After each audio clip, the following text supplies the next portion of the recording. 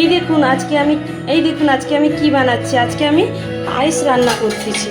কেন জানেন? আজকে আমার ভাইপোর হচ্ছে জন্মদিন।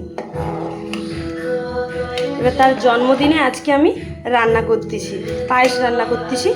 দুধটা ফুটিয়ে নিয়ে এতে এলাচ তেজপাতা সব দিয়ে দিয়েছি। এবার হচ্ছে ভালো করে কাজু বাদামগুলো ধুয়ে একটু ভিজিয়ে রেখেছিলাম, সেই কাজু বাদামগুলো দিয়ে দিলাম। গোবিন্দভোগ চালটা আগে থেকে ঘি দিয়ে ভালো করে মাখিয়ে তারপর দুধের মধ্যে চালটা দিয়ে ভালো করে ফুটিয়ে নিয়েছি। সব কাজুগুলো দিয়ে দিলাম। এবার সেই ভিজিয়ে রাখা কিশমিশগুলানো দিয়ে দিলাম। দেখুন সব কিশমিশগুলানো দিয়ে দিচ্ছি। আমি যেভাবে পায়েসটা বানাচ্ছি, এখানে আমি 700 গ্রাম গোবিন্দভোগ চাল নিয়ে নিয়েছি। তার সাথে আমি হচ্ছে 7 লিটার দুধ নিয়ে নিয়েছি। একটু আমুল দুধও গুলিয়ে দিয়েছি। এবার এটা খুব ভালোভাবে এটা আমি এবার ফুটাবো। লাস্টে চিনি দেবো, এখন চিনি দেবো না। আর এই যে আমার সোনামা এসে গেছে, আমার ভাইজি চুনটু চুনটু।